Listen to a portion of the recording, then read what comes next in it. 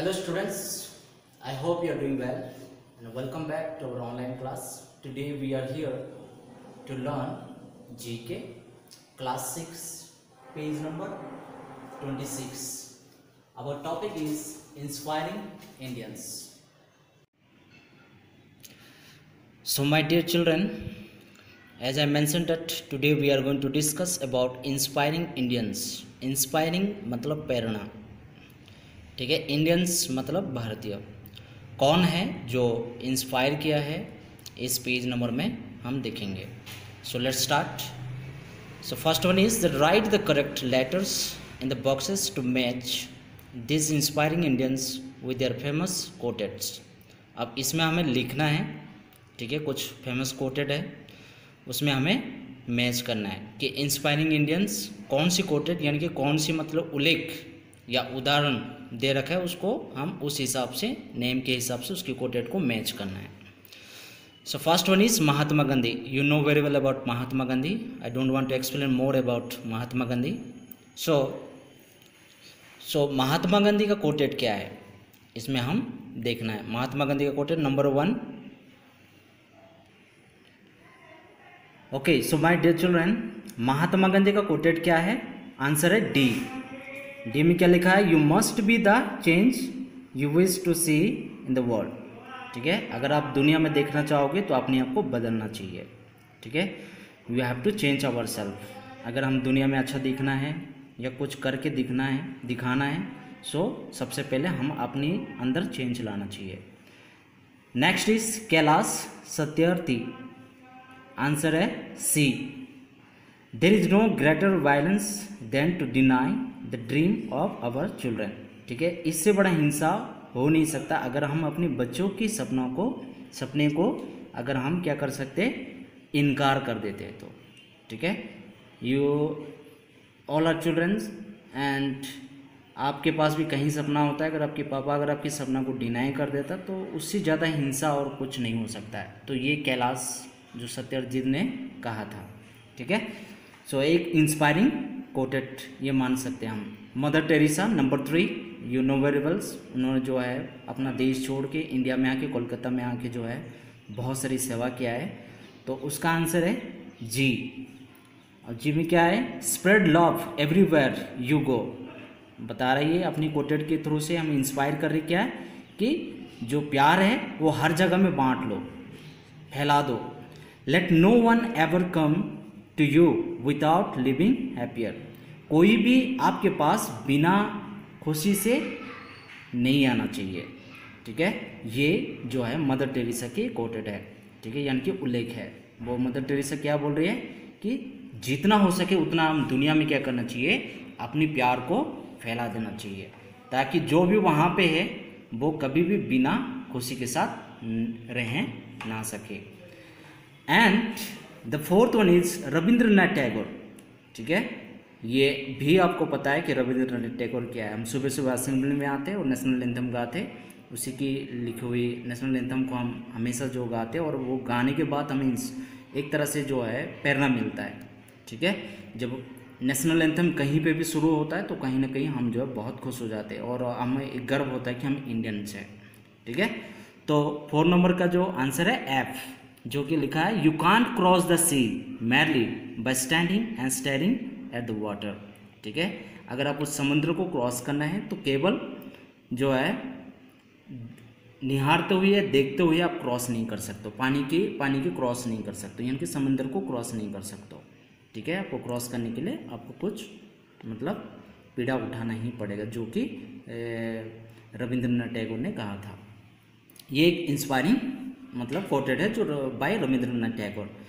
And the 5th one is Srinivasa Ramanujan. ठीक है, जो उसका आंसर है ए। क्या है? An question for me has no meaning unless it express thought of God. ठीक है, एक सवाल की जो मतलब है वो मीनिंग नहीं बन सकता जब तक मैं अपनी जो भावना है जो परमेश्वर की ओर नहीं जताता हूँ। ठीक है, and question for me has no meaning. ठीक है, एक सवाल जो है उसका आंसर तब नहीं निकल सकता है जब तक जो है कि परमेश्वर की या जो गॉड की जो थॉट हमारे ऊपर नहीं आता। ये जो एक बहुत बड़ी मीनिंगफुल थॉट जो है वो श्रीनिवासन ने कहा है। And the six one he APJ Abdul Kalam, ठीक है, बहुत बड़ा साइंटिस्ट। देन वी नो क्या क्या उन्होंने जो है मतलब कि इन्वेंट किया है।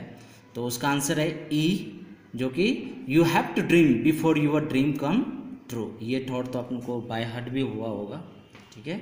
आपको सपना देखना चाहिए आपके सपना पूरा होने से पहले, उनके सच होने से पहले।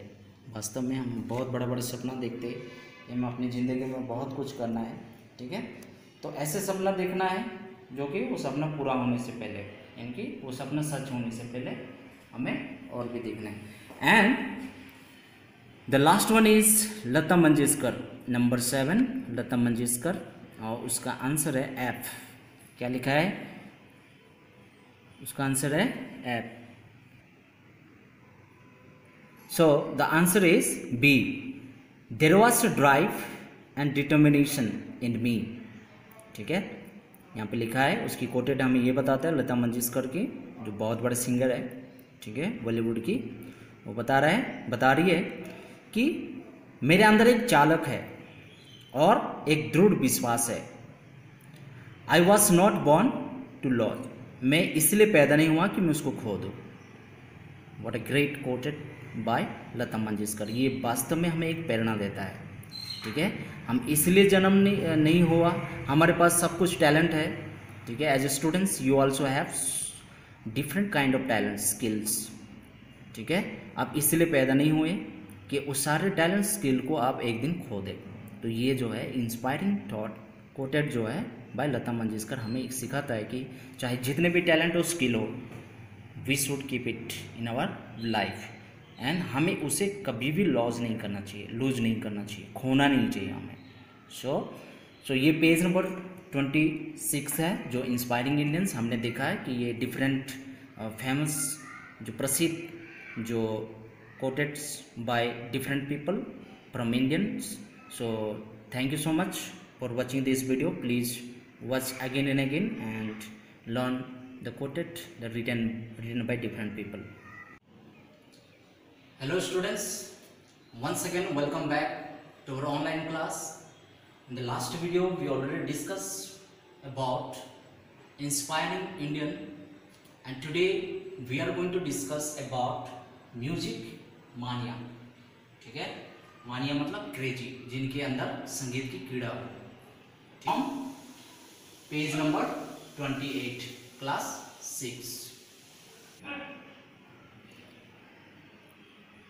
So my dear children, as I mentioned that music mania, so यहाँ पे जो हम क्वेश्चन के साथ साथ उसके आंसर भी देखेंगे, जो कौन सी म्यूजिशियन का इस गीत को गाया है और कौन से अवार्ड किसको मिला है, कौन कौन है, वो सारी चीज़ें हम इस पेज नंबर 28 में देखेंगे। So let's start, answer the following questions. Number 1, in which year were the Germany award first presented, कौन सी साल में जर्मनी अवार्ड जो पहली बार प्रेजेंटेड किया गया है?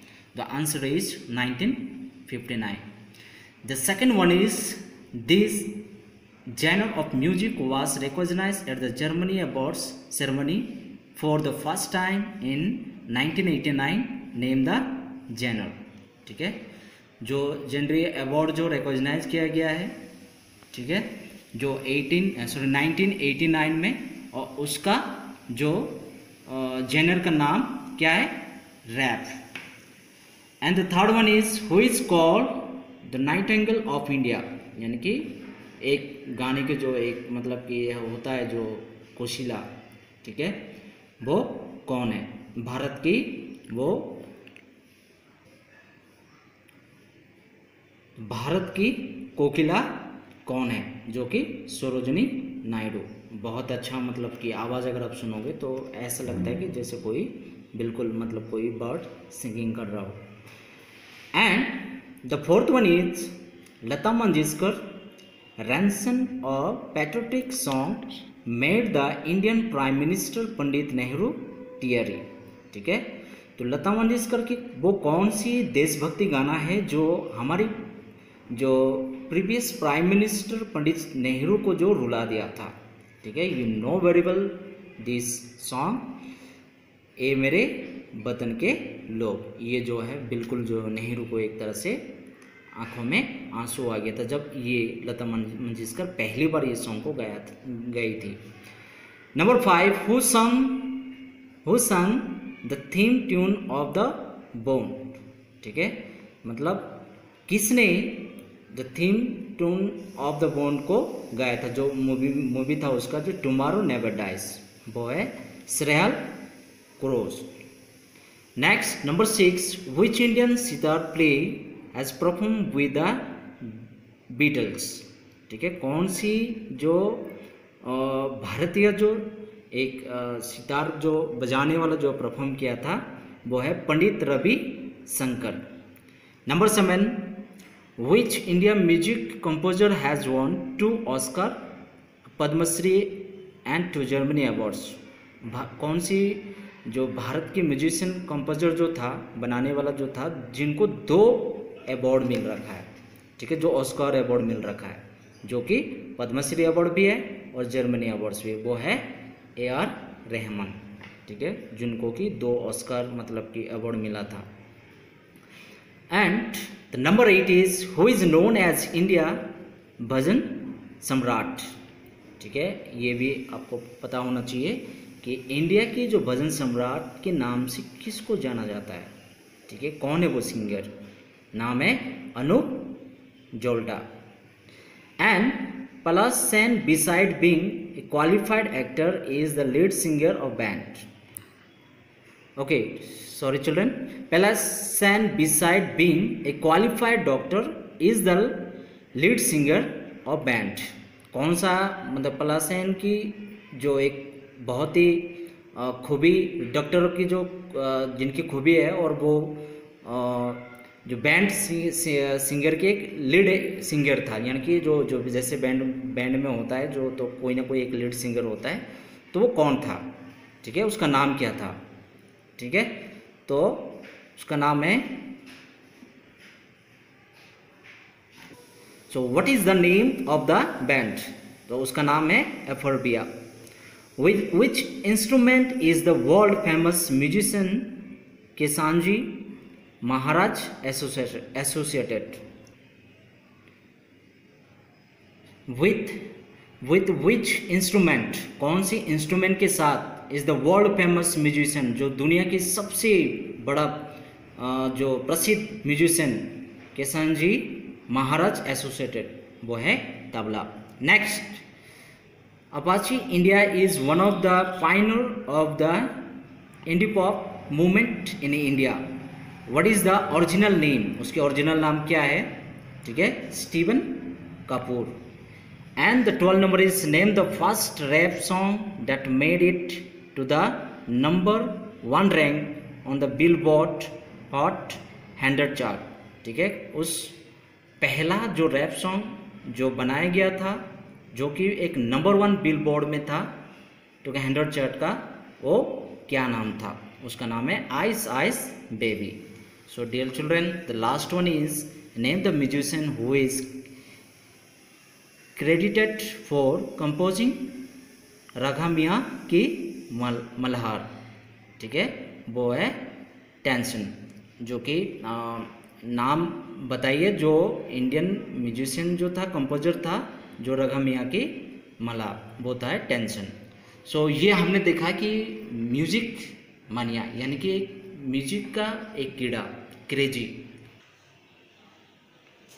सो डियर चिल्ड्रन, हमने through out this page number देखा कि म्यूजिक मानिया कि इसमें जो बहुत सारी जो इंडियन भी है और आउटसाइडर भी, यानी कि बाहर की भी है, जो कि अलग अलग तरीके से उनकी खूबी के अनुसार उनको कई तरह की अवार्ड मिला है। तो ये कई तरह की लोग जो है इसकी गाने के द्वारा जो है लोगों को इंस्पायर किया है। सो ये हमने देखा music mania. So I believe and I hope you understood very well about this topic music mania. So please watch this video again and again and learn the answer and wait for the PDF that I'm going to give you very soon. Thank you and have a nice day.